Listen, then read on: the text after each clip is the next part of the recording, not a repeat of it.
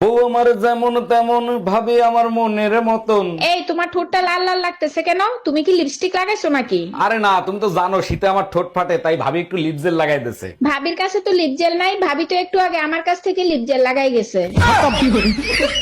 এই একটা জিনিস খেয়াল করছো, পাশের বাড়ির ভাই আর ভাবি এখন আর ঝগড়া করে না। ভাবির বেডরুমের জানলা ঠিক করার পরের থেকেই ঝগড়াঝাটি বন্ধ হয়ে গেছে। বুঝলাম না, জানলার সাথে ঝগড়ার কি সম্পর্ক? আরে বোকা, ভাবির জানলা বাইরের থেকে খোলা যেত। এই তুমি কি করে জানলে বাইরে থেকে খোলা যেত? এই আমি গোসল করতে ঢুকলাম, শীতের কাপড় চোপড় সামনে আইনে রাখো। হ্যালো গুগল, আমার জামাই এই শীতের মধ্যে ঠান্ডা পানিতে গোসল করে কিভাবে? তোর জামাই পাশের বাড়ির ভাবিরে দেখে দেখে গোসল করে তাই। তুই শুধু বাথরুম দিয়ে একবার বাইরে আয়। ভাবি, ভাইরে বলেন না এবার শীতে আমারে বিয়ে দিয়ে দিতে।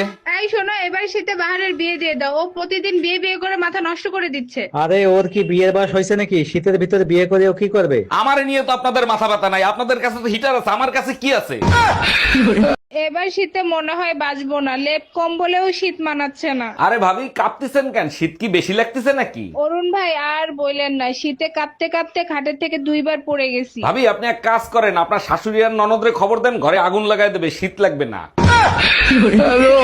এই টুম্পা, রিমোটে কাজ করে না, নষ্ট হয়ে গেছে নাকি? আরে না, নষ্ট হয় না। হাতের উপরে 3টা বাড়ি মারো, দেখবে ঠিকই চলবে।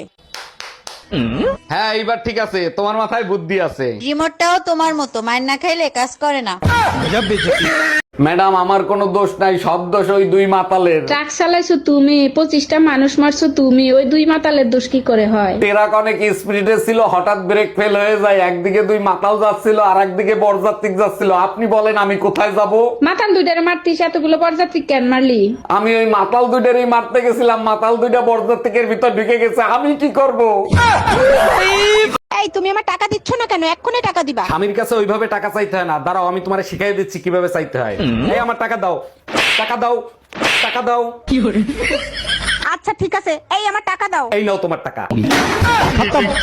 হ্যালো ম্যাডাম, আমি লাইফ ইন্স্যুরেন্স থেকে বলছি, ভালো পলিসি আছে, একটা ইন্স্যুরেন্স করে ফেলেন। না ভাই, এমনি আমার স্বামী আমার দেখতে পারে না, ইন্স্যুরেন্সের কথা শুনলে তো 100% মাইরে ফেলবে। ম্যাডাম, আপনি মারা গেলে যে টাকা পাবেন ওই টাকা আপনার ফ্যামিলির অনেক উপকারে আসবে। আমার জামাইরে তো চিনেন না, ওই টাকা দিয়ে আগে আমার কবর পাকা করবে।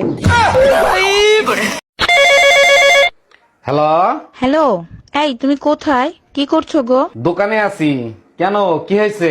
আরে না না, তেমন কিছু না, পাশের বাসার ভাবি পলাই গেছো তো তাই। ও আচ্ছা। ওই জানো, আজকে না আমি পানিরে বোকা বানাইছিলাম। পানিরে বোকা বানাইছাও? হেটা আবার কেমন করে বোকা বানাইছাও? সকালে পানি গরম করছিলাম, তারপর আর গোসল করি নাই। এক্সকিউজ মি ভাইয়া, আপনার কাছে ভালো নতুন মডেলের জুতো পাওয়া যাবে? জি ম্যাডাম, আমাদের কাছে সবসময় নতুন কালেকশনই থাকে, আপনি শুধু আপনার জুতো সাইজটা বলেন। ভাইয়া 34 নাম্বার দেন, তাহলে ভালো ফিটিং হবে। ম্যাডাম, বাসা থেকে নামার সময় ঠিক করে নেবেন কোন জিনিস কোনখান থেকে কিনবেন। এই শীতে তুমি জ্যাকেট পরো না, তোমার কি শীত লাগে না? তুমি সাথে থাকলে শীত গ্রীষ্ম বর্ষা কোনো কিছু অনুভব করি না। যা, এগুলো কি বলো, আমার প্রতি লজ্জা লাগে না? লজ্জার কি আছে? তোমার সোপা শুনলে আইসল্যান্ডের বরফ গলে যায়, আর আমি তো মানুষ। এই পাশের বাড়ির ভাবি পলাই গেছে, তুমি পুলিশ কমপ্লেন কেন করছো? বেইমানি শাস্তি যাতে পায় তার জন্য। 1 মিনিট, তোমার সাথে ভাবি কি বেইমানি করছে? কথা ছিল আমার সাথে পলায় যাবে, এটা বেইমানি ছিল না? আজকে পুতা দিয়ে সাইচ্চা গলায় ফেলবো।